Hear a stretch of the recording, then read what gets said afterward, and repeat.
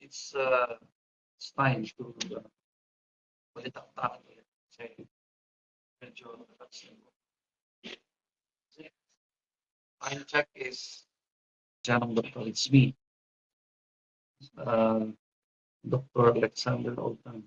Those people who cannot understand English, in Tagalog. Ayun, English naman. Shout out po sa inyong lahat, guys. Siyempre, yung ating mga followers, subscribers, shout out po sa inyong lahat. Ngayon, meron tayong medyo, though it's not trending, pero ang topic natin na siyempre importante po. Tungkol po sa inyong ano kasi, zoonotic type na pwede kasing maka-infect ng living things. Like, yun na, yung mga hayop niyan sa tabi-tabi, mga ganyan. Iyon ang isang linawin po natin na hindi anything actually, any issue actually, not only rabies. Shout out po sa factory, sa family, of course. Thank you, Consi. Upas.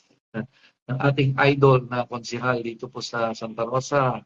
Sir, good evening. Meron yung mga damit, na presentable na damit, anything na pwede niyo pong pwedeng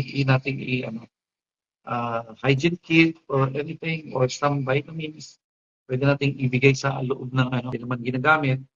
Baka naman pwede nating ibigay sa mga pwede rin dito sa sa mga tawag dito crisis center na ito. Bahay Kalinga if necessary, kung may mga lumang mga basketball or whatever. Watching from US, Washington State, Miss Annalyn Ronquillo, ang aking pamangkin of course. Miss you all, love you all guys. Kailan naman kaya ting reunion ka. Anyway, oy, joke lang. Alam niyo ba, stars na nga lang? Sige na. Di ba? Sus, man ang cartoons wag cartoons. Siyempre, shout out ang ating isang astig sa Kanluran. Kung ma-shout Balyew Street ng Kanluran. Ayan na, ang mga astig dyan. Mga shout out sa De Castro family, of course. Libang na ako sa kasi shout out. Inyong share nyo naman po itong ating ating live. Ito yung una, tandaan nyo, yung unang ko kay tuta sa kalsada na gala, stray puppies or alagang tuta, hindi ibig sabihin na matik na meron ng due by chance or what. Hopefully, wag naman. Kasi dito sa Luzon, hindi naman masyadong talk. Kahit po anong hayop, kaya alaga sa bahay, kaya alaga sa kalsada. So, it's by chance talaga. So, hopefully, ating mga alagang pets sa bahay, sana ilayo ng Lord na sila ma-infect. So, yun ang infect ng rabies. Dalawa na po yun. At tandaan nyo. Anyway, pet, lalo na sa mga dogs and cats is, hindi po masamang pakainin sila ng house food. Naalala ko tuloy yung aso. Meron kaming aso K9. Ano bang tawag dito? Parang German. Yung isa pa, German. Yung ang binibili para sa kanya yun. Fortunately, o unfortunately, laging paniniwala ng iba na, sige, pakainin mo ng ganyan, sinigang, o ganito, paksiw, sige, maglalagas ang balahibo, ganito, bukas, pakainin naman ng house food, mga ulam ba sa bahay? Pwede kasi pangatlo na maling akala natin. Yung iba, alam nyo na, little knowledge is a very big. Alam nyo ba na it's not easy na ma-identify kung ang isang aso ay infected or not. Okay? Tapos something na irritable yung aso and then nagiging wild or yung kahit amo niya, hindi na niya.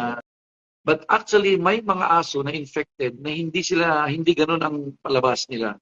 Bigla na lang silang nagpapos. Pangalawa, hindi lang yung mga alagang dala ang usually nagkakarabis, pati yung mga alagang bahay din.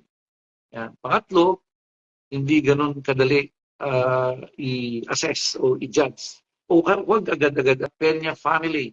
Peña ba? Peña family sa watching from Mindoro, siyempre. And by the way, condolence. Condolence po sa Peña family. Sa inyong mahal sa buhay na may nauna na. Ngayon, punta tayo sa pang-apat na maling paniniwala sa rabies. Yung iba kasi, pag may nakagat sila ng alaga, suka o kaya bawang or dito, luya, Diyos ko, sarap to siguro. Hindi po nakakamatay, no? Nakakamatay. It doesn't kill the virus at sibuyas. Suka, yung sugat na nakagat ng pusa o nakagat ng aso. Huwag. Ang isa pang maling ginagawa ng mga karamihan, sinisip-sip nila yung, di ba, ganun yun, parang nakagat ng ahas. Minsan, yung akala nila nakakatulong yung ganun. Baka mamaya, ma-contaminate pa yung sumisip-sip. Yung sumisip-sip sa sugat, baka doon pa lalo may infection yung sugat. Kaya bigla na lang siya. Masabunin na lang po kung may masugat.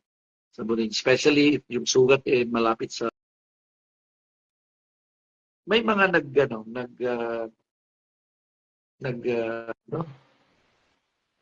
naniniwala o nagdidesisyon na porke maliit na di ba yung kuko nila, sila yung kinakamot-kamot nila yung balat niya.